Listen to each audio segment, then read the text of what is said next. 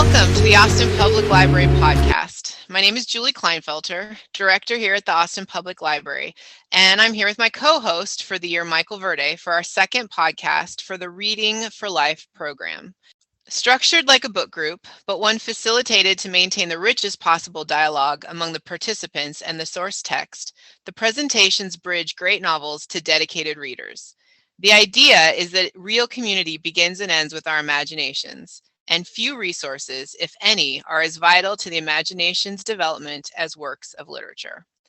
Michael, you said in the first lecture that this program is basically 8 podcasts, 4 books, and you. And I think that's the best tagline yet. I like it because it brings to home that at the end of the day, the reader's imagination will be decisive in the impact of these novels. You know, just as imagination goes into writing a work of literary art, there has to be an equal amount of imagination that goes into reading it and participating in. Otherwise, all of the gifts on the front end won't be realized by the reader. And for the writer, that would be a kind of failure in transmission, because the writer is hoping, I'm hypothesizing, hoping to affect some kind of transformation in consciousness. And therefore, if it doesn't happen with the reader, it doesn't happen with the story, at least as that reader has experienced it. So yes, we got to definitely and you in our tagline. Yeah, for sure. So this program is something new in the sense that we're trying to get really deep into discussing these books in a venue that's often difficult to connect over. And so we're kind of tweaking things as we go. The first lecture was intended to be followed by a question and answer session, but viewers found it difficult, I think, to formulate questions in the moment. And so we changed things up, gave them a few weeks to go over the text again, and then met up online a few weeks later. What we'd like to do today is go over some of those discussion questions and wrap up Harper Lee's To Kill a Mockingbird, giving it, its due time and before we move on to the next book. So kind of starting there, Michael, one of the things that came up in some of our discussions was how To Kill a Mockingbird is different from Go Set a Watchman. So having read both of those, what do you think the difference is? I would say the difference is so distinctive that it almost constitutes one of the great living examples of the power of the imagination when it transcends the ego. And this is what I mean by that. Undoubtedly, Go Set a Watchman is an early draft of what became To Kill a Mockingbird. If you read that novel as I have, I experienced it as a extended sort of commentary on racism in the South. But it read more like a monologue of a person, almost like their diary entry of going home, except told in the third person, and have encountered a bunch of people that now, since the person has moved away to New York and come back home, now she sees through all of the kind of racist attitudes. But my point is, it doesn't move my imagination. It seems to make a succession of points. It's like it's got like morals to it, like it was a kind of extended sermon. To Kill a Mockingbird, and I should mention that I found it, really sort of boring to read, and I can't imagine why I'd want to read it again except for analytical or academic purposes, but I wouldn't read it for fun. If you take that and then compare it to what is the most popular novel ever written in English, I mean, if a relatively pedestrian, almost borderline failure, if not a failure, it's enough of a failure that the publisher sent it back and said, I don't think this is going to work. Can you take another? I mean, that's how big of a failure. From that to the most popular novel ever written in English, something strange happened. So I want to say there's a qualitative difference. I think it is an early draft, but something happened between those two novels that explains the power of To Kill a Mockingbird as compared with the earlier draft. In other words, you might say, what's the difference here? What happened that turned this sort of pedestrian draft into this incredible work of art? What's the difference? I think that's a remarkably interesting question. And do you think, I know we talked about this a little bit, you kind of talked about how one is telling what the author wanted to say and the other is showing what the author wanted to say. Absolutely. That's a good way to put it. The imagination, the very word imagination has in it image. And the imagination communicates in images. The intellect communicates in concepts like propositions, like, I don't know, a little learning is a dangerous thing. That's a concept or a proposition. Well, that's not how works of fiction, as fiction, communicate. They're closer to a moving picture. And so, yes, the one difference between the two is that To Kill a Mockingbird reveals something to the imagination that is unlike in its presentation, and I would say in its consequence, than the succession of sort of moral admonishments and of norms that are kind of made in almost essay fashion. So yeah, there's something is starting to come alive, and it's coming alive through images and not through commentary. And it's interesting because I think, you talked about ego, and it seems like that's come up in a lot of the things that I've read lately. And the idea that the author's ego almost has to get out of the way for them to be able to write these somewhat inspired works of literature, right? Well, the very idea of a muse speaks to that. And how many artists across different forms of art will say, I was more like a vehicle, or it was like a midwife. I mean, something happened through me. We're going to be talking about Toni Morrison's Song of Solomon. In the preface to that, she indicates just straight out, straight prose from her. I used to think all this stuff about the muse was a little bit whatever, but now having written this novel, I'm a believer in it, and then gives an example why. So I would definitely say that there is something about fictional verbal structures that invites aspects of consciousness that we're typically not in direct communion with, invites those aspects of our consciousness to get a word in edgewise. And with those aspects of consciousness, what you're having is a very different set of eyes that are perceiving. You could say they're perceiving the same world from a very different set of eyes. And if you think of the climax of To Kill a Mockingbird and what it is that Scout sees when she stands in front of Boo's window. I mean, after all, Boo has been the watchman. If you want to say, where does that draft name come from? Well, Boo is the watchman. And then that plays off two things. One, he's watching the kids, but also it relates to time. Time is a watch. Any case, so Scout is standing in front of the window of Boo Radley, and she sees Maycomb, as she says, the first time from this angle. And from that angle, she experiences all four seasons simultaneously. In other words, Scout's no longer in time as we know it. And what I would proffer is that what Scout sees from that perspective, you can even say with Boo's eyes identified with her own, or even replacing her own, what she sees now is it's the same Maycomb from a different, you could say, height or depth of consciousness. The Maycomb hasn't changed, if you mean empirically. Is all of a sudden like what was it? Stephen Wright has a joke about someone broke in my house and replaced everything with an exact replica. I mean, some kind of funny line like, it's not like everything in Maycomb has been replaced with an exact. It is Maycomb. What is different now is the dimension of consciousness that is perceiving it. And I would say, I mentioned, the 8 books. I mean, excuse me, 8 months, 4 books, and well, it's that transforming the consciousness so that you see what was previously the real world through a whole new set of eyes. That's what fiction is up to. Yes, it's playful. Yes, it's an art, but there is a profound sort of potential with respect to the world that we share that's at play in fiction. In other words, there's Mozart, you could say, was just playing around with sounds. Yes, these are people playing around with words. But what playing around with words at this level can do, I'm suggesting, is to affect consciousness that gets us, however transiently, outside of our ego's perspective. Interesting. Well, so that kind of leads, you talked a little bit about the end of the book, and I know after the lecture, I went back to the text to reread that end where Boo is standing, or Scout is standing on Boo's porch, looking out the window and seeing Maycomb for the first time kind of through his eyes. And then I did what I often do, is I went right back to the beginning of the book and started it over again, just out of curiosity to see how far we'd come. And what I noticed there in rereading, it was just in the first couple pages, is that we get introduced to Dill in just those first few pages, and the first thing he says to Jem and Scout is he introduces himself and he says, "I can read." And that really struck me because the book talks about, and then he ends up arguing with Jem about, Jem's like, well, so what? Scout can read and she's younger than you are. And so I kind of wanted to ask you, what do you think is the role that reading plays? How does it play? Because it obviously is central to the novel. It comes up time and time again.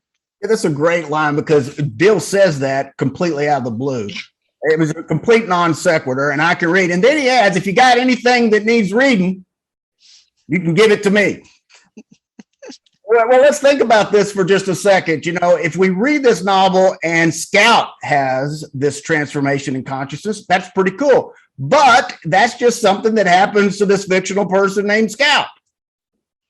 However, if we read the novel and something like that happens to us, well, now we're not just talking about a make-believe place called Macon Once Upon a Time in a work of fiction. We're talking about here and now. So it goes back to earlier comments. Ultimately, the impact of this novel depends upon the reader's reception of it. For that reason, reading, not just in this novel, we're got three more novels to go, and I'm confident we're going to discern that reading and even writing, in the case, say, for instance, of Jane Eyre, who's trying to tell her story, this is a common, persistent subtext. In other words, great works are often self-reflective about the process of writing. Think about the things they carried with Tim O'Brien, how much it explicitly talks about he's writing this novel to create a body for Timmy, to create a place for Timmy to live. So really, all that to say that the novel's consequence multiplied times 100,000 if it involves the reader and what's at stake.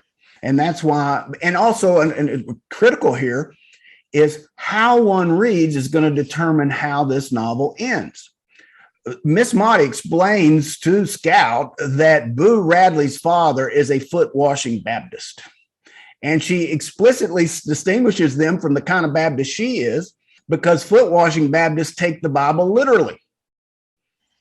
So there's a real direct connection between Boo, the son, being sentenced to stay inside his house. That is to say, isolated and cut off from others. There is a implicit comparison, not even comparison, identification being made between the way Boo Radley's father reads the Bible and what he's done to his son. And there is a way that we could think about reading that would be the opposite of what Mr. Radley did to Boo, and that would be a kind of reading that invites Boo to come out. And there you have it. That's the plot of the novel. Can Scout, Jim, and Dill get Boo Radley to come out of his house?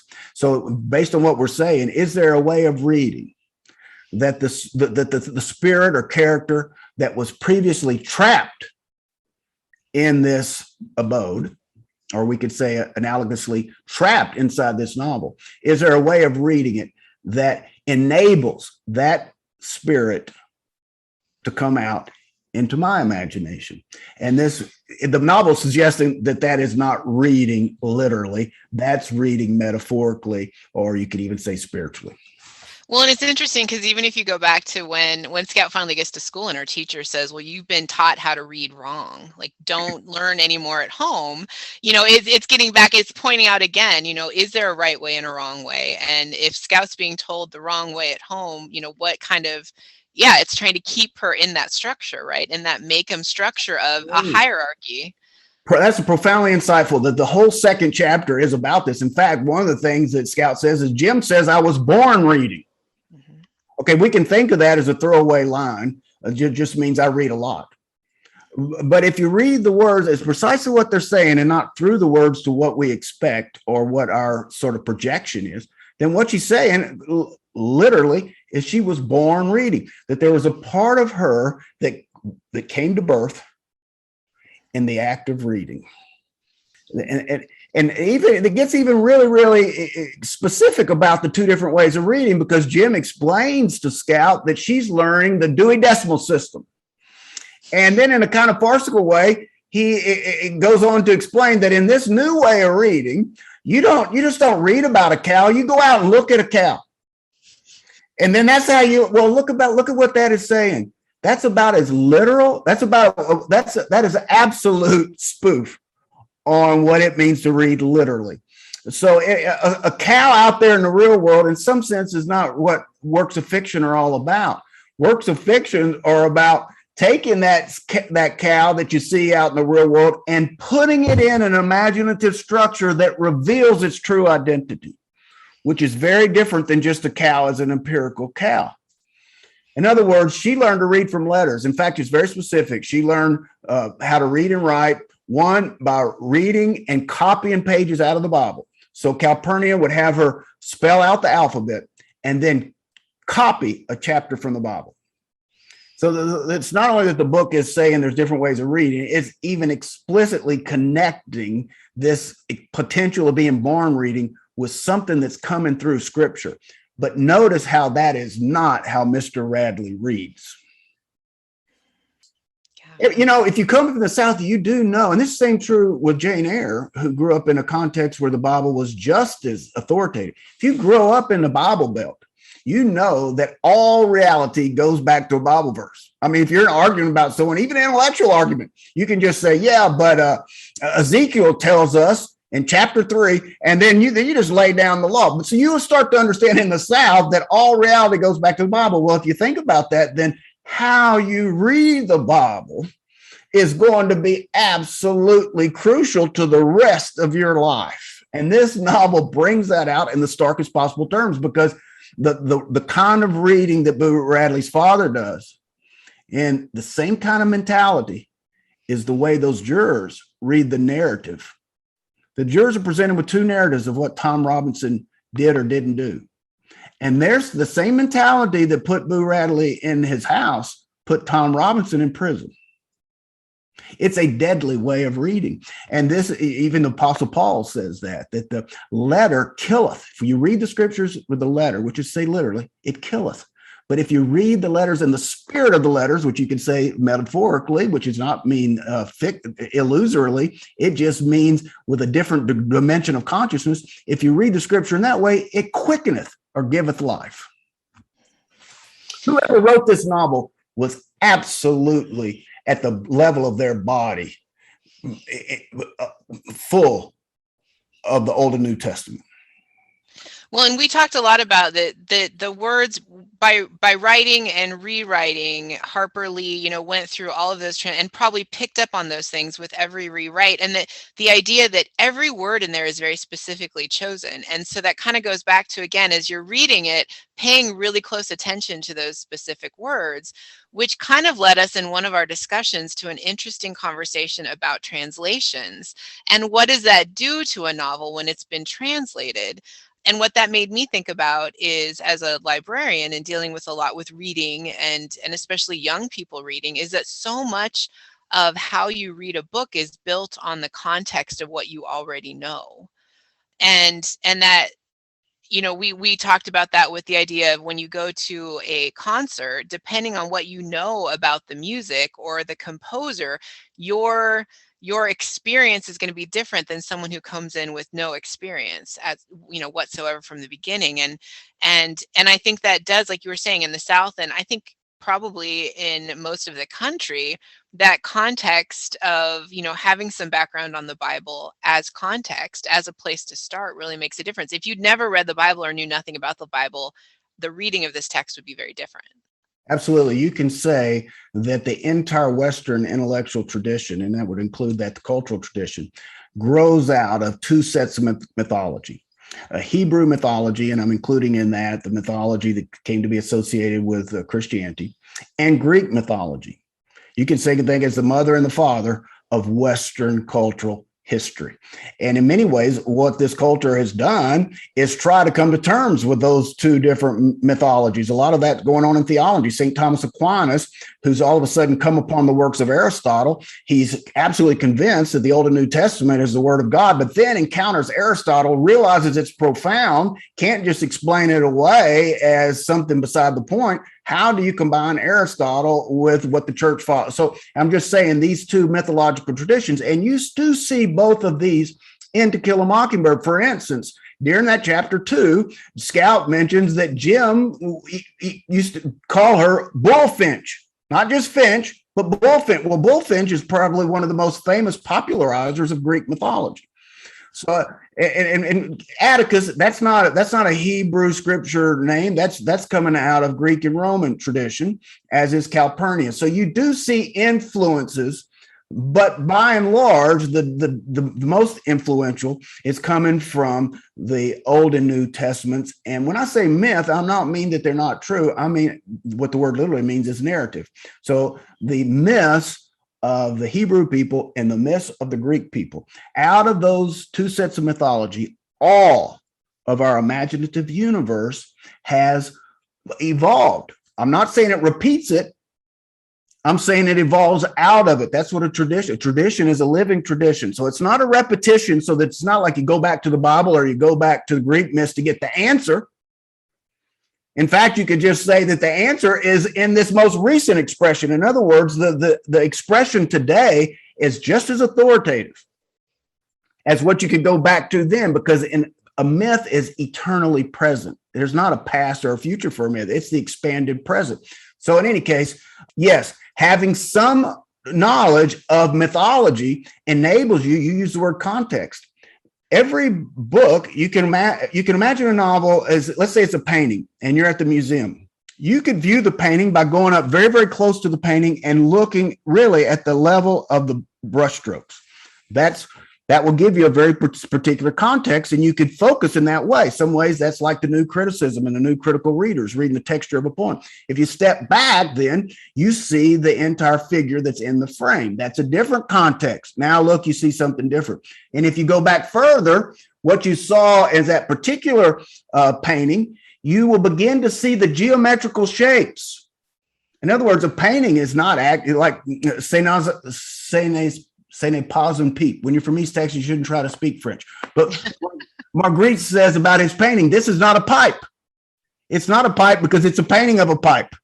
This isn't a pipe. This is a painting. Okay, so a painting is geometrical shapes. It's not a real pipe. It's a geometrical shape that we're perceiving as a pipe. When you get far enough back, you start to see the geometrical shapes of this work of fiction that you're reading, and those geometrical shapes will be the mythological context. So what I'm hoping our readers are picking up on here is how easy it is to get completely off track, not off track, but to completely go off with these readings when you're looking at them deeply, and how excited that you get about it and how exciting it makes those discussions. And hopefully everybody will want to make sure that they get in with one of these in real time discussions with you in the future.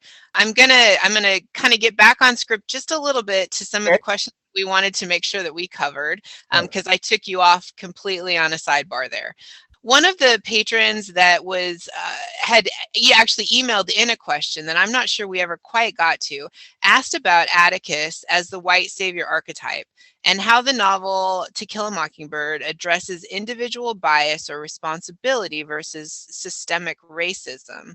And if oppression is perpetuated through systems of inequality, how can well-intentioned individuals make a difference? And I know this is really kind of come to light in a lot of discussion because of social justice currently. So do you have any thoughts on that? Well, sure. First of all, that question, which is a very interesting question, is expressed in concepts. So that's a set of propositions, and that's great. And that's how, for instance, sociology works, or whatever discourse, it works in concepts. Novels don't speak in concepts.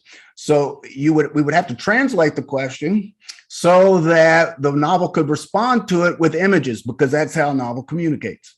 So that's the first thing I'd want to say. It's a great question, but novels, of course, aren't like a magic 8-ball because they don't speak in concepts. However, that does not mean that this novel is not relevant to someone who's committed to how can I be responsible for living in a just social world. In other words, if that's me, I could ask, what do works of fiction have to contribute to someone who, like me, wants to contribute to, as an individual person, to a socially just world? Well, now we could give the novel an opportunity to give you a picture back. So, for instance, one of the things that we take for granted when I say something like, how can I be socially responsible? One thing that presupposes is I know who I am. But if I live in a socially unjust system and we really take that seriously, then who I think I am is also been implicated by that unjust system. In other words, I have a distorted image of myself. If racism is systemic everywhere, then even who I'm imagining myself to be right now has been in some sense disfigured by these things I've internalized.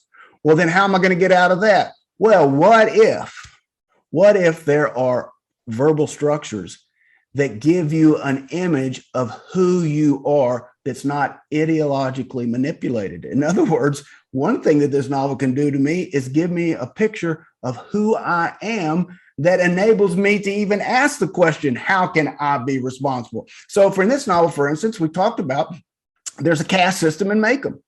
And according to Anne Alexandra, a person's identity is completely dependent upon where he or she is in this social hierarchy. So at the bottom or even beneath the white trash in this novel, this is what Jim and Scout come up. At the top are the Finches. Beneath that are the white people like the Cunninghams. Beneath that are the white people like the Yules that are considered white trash. Beneath that are the Negroes. Now, if you grow up in Macomb, who you are and that that hierarchical structure, those two things are one and the same. But this novel also shows us that, in fact, there's another way to imagine who you are that is off that pyramid. And that we see that with the absolute morphodite. We see that with the Marooners. You see that with the way that Atticus speaks to people. He speaks to Walter Cunningham, comes home with Scout one day for lunch, and she marvels, and Jim marvels at the way Atticus speaks to Walter Cunningham, not as inferior. In fact, they're amazed at how Atticus can enter into a way of speaking in which Walter is equally authoritative. In fact, maybe even more authoritative. Well, that's an example of someone not living on a pyramid conversationally. In fact, Miss Maudie is always described in connection with her bridge work. Okay. The way she talks and her gold minute prongs that go on her eye teeth, the way she talks in that bridge work are constantly identified. Contrast the way Miss Maudie talks with the way Anne Alexandra talks. Anne Alexandra puts people in their place on a social pyramid. Miss Maudie bridges to people so that they don't exist above or beneath me. Those are two very different ways of talking. So all this to say, if I'm interested in contributing to a social just world, first I have to imagine who I am if this world is just. And if that's the case, we're not living in a class system. I'm not above or beneath people. Our identities are interpenetrating. If I have a vision of myself in that way, then when I talk to somebody, and look how that can give you that can liberate you from these disfiguring structures. Okay, so let's say you're on a jury with a bunch of people who've internalized the idea that who they are depends on that pyramid, and they therefore say the person who's being accused starts talking about them pejoratively. Because I was on a jury like that, in which the person accused of a crime in the juror box, we're talking, and the person says, "Well, you know how those people are; they lie." Well, I asked him diplomatically, but very candidly, who are those people? You see, this gentleman had a mentality of Macomb. He had a caste system, and the person being accused of a crime was beneath him, period. And he wasn't conscious of it. However, I could say in that moment, I was conscious that mentality did not exhaust reality. This is how fiction can contribute to someone invested in living in a just social world. It can give you an image of what it means to be a person in community with other people that is not hierarchical. That's an example. Interesting. Imagine if you didn't have that image. What would all your concepts mean? If you, at the end of the day, those concepts, I'm going to suggest, those concepts depend on the images. Social justice is a generalization. Okay. If you don't have a concrete image of what that means, you could just be talking a blue streak. How are we going to know if we reach it if we don't know what it is that, you see what I mean? It's the image that precedes the concept. And this is the language of fiction. So that makes me think we need to be reading some more fiction in our social justice book club. I mean, I don't know. You think about it. Social justice is a generalization, but gifts coming down from a tree and a girl that sees Macon from the window of Boo Radley, those are very concrete images. So what does social justice mean? What does justice mean? I'm not saying they're meaningless. I'm saying that they're ultimate actionable meaning. In other words, we could talk about social justice, but if we really want to do something about it, we better have a vision of what our goal is. I mean, can you imagine any kind of sports team, or let's say an orchestra? If an orchestra didn't have an image of the perfect performance, how would they know how to what to do in practice? Well, that's the exact same sort of thing. Interesting. I love it when my worlds collide. This is great. Perfect. Awesome. Okay, so what are some other symbols that you see to be central to this novel's vision that may not be obvious to readers who have not otherwise been sensitized to them? What other symbols? Yeah, there's tons of fun things. Like in this novel, the left side is associated with death. So the first paragraph starts out to tell us that Jim's left arm, which had been injured in this attack by Bob Ewell. Okay, so the whole novel sort of is looking back after this attack by Bob Ewell. Jim's left arm is injured, and it's now noticeably shorter than his right arm, and it's turned at a funny angle. It is Tom Robinson's left arm that is lame or crippled. And it is Bob Ewell who is left-handed. Now, this becomes significant because it's empirically impossible for Tom Robinson to have beat Mayella Ewell the way he's accused of, because it's the right side of her face that has the bruising and the marks. But that would have been the hand that he can't use at all. But it is his father's lead hand.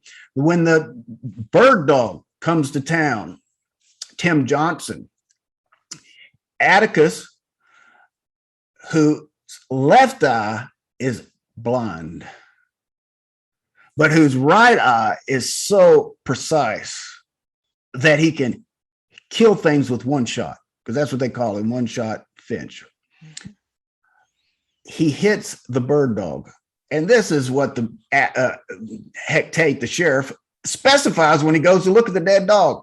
Hits him over the left eye. Now, when you have a novel that's going out of its way to make a distinction whether something's on the left or the right sides, well, then you can start saying, what's the pattern here? And it turns out, what's the pattern? The pattern happens to be that if those mentality of those jurors, they had a left-minded consciousness. And these folks who can see through the caste system, well, they've changed their minds. The Greek word for that is metanoia, and it means to turn. In other words, whether you see the world through Boo's window or not, it's not really whether you geographically walk and stand on this porch, but rather if your mind turns to where you begin to see things out of the other part of your mind. You know, do you know this book, My Stroke of Insight? It was a nonfiction book written by a neurosurgeon here at Indiana University who was really all into neuroscience and explaining everything in this kind of neurological way. And then she has a stroke that incapacitates her left hemisphere, is incapacitating for 8 years. She sort of lives out of her other hemisphere, and all of a sudden the world is completely different. And when she comes out of this experience, she writes a book called My Stroke of Insight. So I don't want to go so far as to say that our left hemisphere sees the world one way and our right hemisphere sees the world another, and that this is what the novel's saying, because it's not concerned with neurology. But there is this other situation that we have two different brains and they perceive the world in qualitatively different ways. So if we talk about transformation of consciousness, we really are talking about seeing from a different place, seeing the world from a different center of attention. Can we make that movement? And this is why if you just hammer kids with facts, but there's no movement, we use the phrase paradigm shift. That what we mean is a new context. You use the word, it's a context. If the context doesn't change, all the new data going to the old context is going to lead to the old conclusion. You got to get a new context, not new data. We live in an information age, but you know what? Information always comes in a formation. And if you can't discern the formation, all the information in the world isn't going to affect your thinking. For sure. So left side is one. What's another symbol? Well, Tom Robinson, that means two things. One, son of a robin, but it also means son of a rabbi. Bob Ewell, that name Ewell in Hebrew is the word for evil. I mean, this is what I mean. So when someone has absolutely devoured the Old and New Testament, it's right down into Why is Miss Maudie's last name Atkinson? Atkinson means son of Adam. Mhm. I mean, this book is ate up with those kinds of indications that it is mapped on to an old story and retelling it in a new way.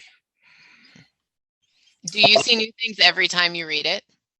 You see new things every time you read it if you are reading attentively. It's not automatically going to happen. You got to meet the book halfway. Consider, here's an interesting thing that happens when Scout is describing what she sees from Boo's window the last time. She starts to see basically vignettes from their past. And she describes Atticus coming home and seeing Scout and Jim, and they come towards each other. And she initially refers to Atticus as the him. So, and he sees us and we go towards him. And that happens over several little vignettes. But something very interesting happens to the pronoun, because in the last image, what Scout says is, and then we see that Boo needed his children, or that Boo's children needed him. Now, what happened was that him that was referring to Atticus is now referring to Boo, which is to say that Scout and Jim have two fathers. They have a biological father, which is Atticus. But then they have another father that you can think of as their spiritual father, and that's Boo. And if you remember, this book is so cool. You remember that Dill explains to Scout in this hilarious little passage that there's two places that babies come from. They get on this discussion where babies come from, and Scout tells her, that Calpurnius says, or Aunt Alexandra says they come from, a bird or something like that. And he's, well, no, people are involved. However, there's another place where babies come from. It's real short. Let me just read it because it goes back to this Boo, who is our father. Okay. Because remember, Scout was born reading. If Scout's born reading, how does that birth take place? So here she says, this is Scout. There was a man Dale had heard of who had a boat that he rowed across to a foggy island where all these babies were. You could order one. That's a lie. Annie said God drops them down the chimney. At least that's what I think she said. For once, Annie's diction had not been too clear. Well, Dale says, that ain't so. You get babies from each other. But there's this man, too.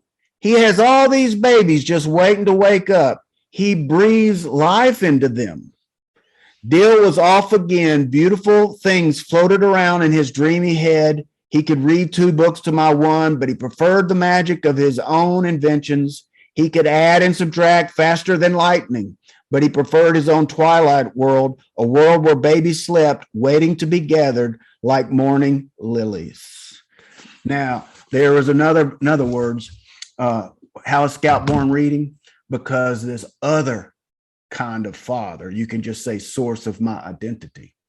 We don't even have to associate it with a male in any kind of gendered way. There's another source of my identity that is not biological. And what does he say? He breathes life. That's the spirit. The word spirit is the same word for breath that's very much related to the ghost, or something that is both present and absent. We speak something and that form's not there, but if it goes into us and we live it out, then it becomes present. In any case, this is a baby transmitted through the spirit, not through blood. And it gives birth to a different kind of consciousness. This is not just a children's book. Flannery O'Connor said this is a children's book and people don't realize it. If she meant that in a pejorative way, it was the most, I think, unfair thing she ever said about a work of fiction. If she meant simply that the mythological structure is particularly evident once you start to, if it's closer, in other words, to like a romance or a fairy tale, well, then she's on to something.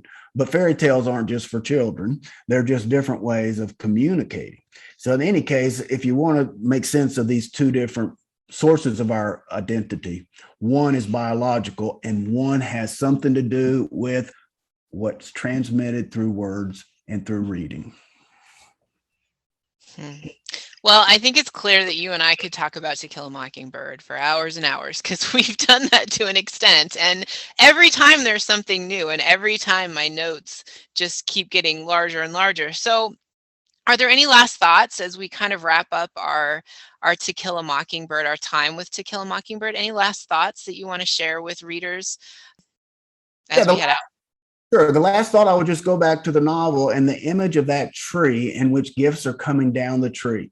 And those gifts start out to be chewing gum without the wrapper, so you see it in aluminum foil. Then there are two Indian head pennies that come in a wedding ring box.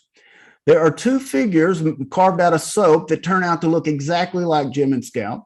There's gray twine. There is a watch that is stopped and an aluminum knife. These are gifts that come down the tree. And if you wanted to get, like, let's say, a condensed version of the whole novel, you could sit down and say, why are these the gifts that Boo gives to these children? I mean, this would be a great thing for your English class. Write a paper on why these are the gifts. You won't be able to answer the question if you're not able to put this novel in its mythological context. The gray twine, for instance, must be somehow a derivative of what Theseus is given by Ariadne when he goes into the labyrinth of the Minotaur. This is an example of the Greek mythology influence this novel. In other words, gray twine here is not just gray twine. If you know it in its mythological context, that's the thing you have to hang on to and follow to get you out of the labyrinth. And the labyrinth in this case is the mentality of maker. And each of those gifts that Boo has given them are gifts that are inviting them and coaxing them out of the mentality into which they are being enculturated. And all of that to say is that tree, the tree of life, is precisely that vertical axis that intersects our horizontal and cultural world. I want to propose the idea that great works of fiction are gifts coming down the tree. And they're coming down the tree so that readers like you and me can get a hold of that gray twine and get our way out of the ideologically disfigured mentalities that lead to things like social injustice and all other kinds of ways that people exploit one another. Works of fiction, in other words, offer us a way. This is the liberal arts, or arts that liberate. This is an art that offers a way to liberate our consciousness from a world that has tried to convince it that it lives on a kind of hierarchical pyramid. Fabulous. You think about it that way, fiction is playing a very real game. And I say that because some people say often it's men won't read fiction because that's what women read. I mean, in novels were socially. Actually, if once you learn how to access the power of these works of fiction, then you won't be saying foolish things like that anymore. That's great. So there, if you're not, listeners, if you're not quite done with To Kill a Mockingbird, there's your assignment. Go back to see if you can't figure out why all of those gifts, what those specific gifts were given for. So that's perfect. Awesome. All right, Michael, I have one last question. Have you been reading any other great fiction lately? Any book recommendations? Well, most recently, George Saunders' Lincoln in the Bardo just blew me away. Okay, I've only read it once. And I always would tell my students, until you read a book 3 times, you haven't read it once. So I'm going to say that having read it once, I haven't really read it. However, I experienced the imaginative intensity to be such that I haven't experienced since, rereading Love in a Time of Cholera, for instance. I mean, George Saunders is an imagination that's going to need to, if you're a serious reader, you're going to have to come to terms with, because he is doing powerful things with respect to what does it mean to live in and through the imagination. So I would just throw that out there. It's not in fact, first 26 pages, I really didn't have any idea what was going on. But because I just assumed that there was something going on, or they wouldn't have been selling this book on Amazon, I just persisted, and it slowly dawned on me the kind of game. I started to internalize the form. In other words, it was teaching me the game it was playing. And that often is the case, that the best guide, the best scout, the best guide for how to read a book is the book, but you just got to listen to it and let it lead you. So by the end of it, I knew that I had been in the company of genius and that this was a book to be reckoned with. So that's my 2 bits on that. All right, so that's funny because you brought that book up in the first podcast, and I picked it up out of the library one night when I was here working, and I had trouble with the first 25 pages, and I actually put it down because I was like, wow, this is too. So okay, so you brought it up again, so I might have to go pick it up and sit down with it maybe somewhere quiet for a longer period of time and see if it can't teach me how to get past that first 26 pages. I promise you, I had the exact same. What the heck is going on here? Okay, don't let that discourage you. It's worth it. It's worth it.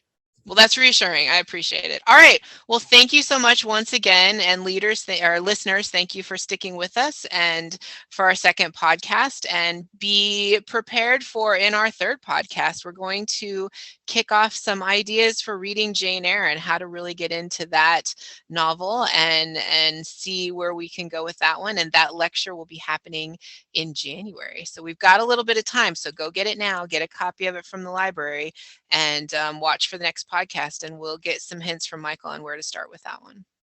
Gosh, Julie, thank you. And thank the Austin, Minnesota Library. What a cool adventure. And I just want to sing your praises for one, having the vision to take it on, and two, the commitment to all the little steps that enable it to come to fruition. So thank you very much. Well, thank you, Michael. All right, everybody. We'll see you next time. Thanks so much.